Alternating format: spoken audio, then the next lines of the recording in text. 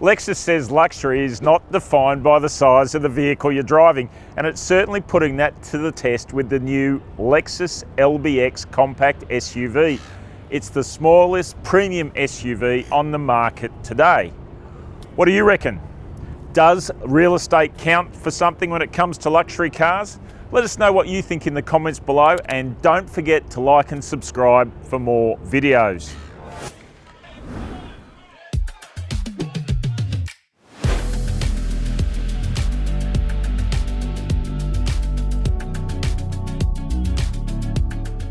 Essentially, the Lexus LBX is a close relation of the Toyota Yaris Cross. They share a platform and petrol-electric hybrid powertrains, although Lexus has done work on both. They measure up similarly, but the Lexus has its own design inside and out. Lexus has also thrown a whole lot more gear at the LBX, which starts at under $48,000 for the luxury and tops out at $56,990 for the sports luxury all-wheel drive we're testing here. The start price undercuts the cheapest models from rivals such as BMW with the X1, Mercedes-Benz with its GLA, the Audi Q2 and Alfa Romeo Tonale. To be fair, most of those cars are bigger than the LBX. The LBX is also priced $20,000 above where the Yaris Cross kicks off, so hopefully it offers something extra. The Lexus LBX only comes as a petrol-electric hybrid, whether you're in the front driver or the sports luxury all-wheel drive flagship. The common elements are a 1.5 litre triple-cylinder petrol engine and an e-motor that combine to produce 100 kilowatts. That's 15 kilowatts more power than the Yaris Cross. The all-wheel drive adds an extra e-motor on the rear axle, but power and torque remain the same as the two-wheel drives. The fuel consumption claim is impressive at just 3.8 litres per 100 kilometres. The 0 to 100 km an hour claim isn't quite so outstanding at 9.2 seconds.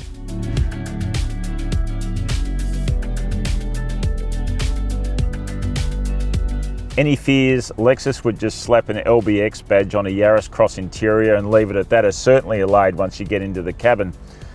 Instrumentation and infotainment is all new, the trims and material are certainly a step up, and there's a cracking Mark Levinson stereo to go with it. A real Lexus signature.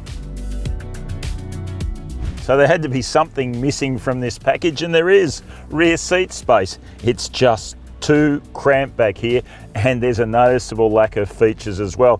No aircon vents, only one map pocket, and no fold down armrest. Yep, this is the weakest aspect of the LBX. Being a small car, no surprise, the Lexus LBX has quite a small boot. 402 litres in the front driver, which drops down to 315 litres in the all-wheel drive because it's got all mechanical bits on the rear axle as well. However, the advantage of going all-wheel drive is that the rear suspension is independent, whereas the front-wheel drive just makes do with a pretty simple torsion beam. Okay, well, let's hop in the car, go for a drive, and see what we find.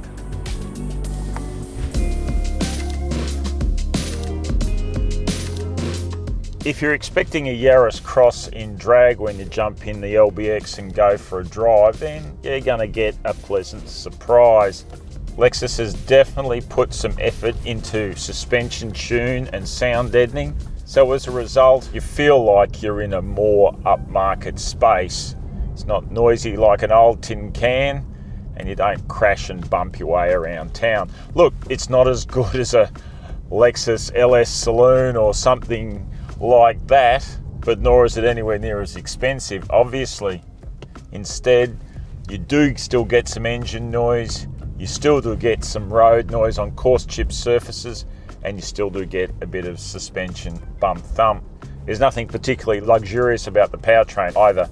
Look, it's adequate, it does the job, but it's not overwhelming. You'll keep up with the other traffic, that's the important thing. And the electric motor does provide that little bit of assistance in terms of acceleration from a standing start.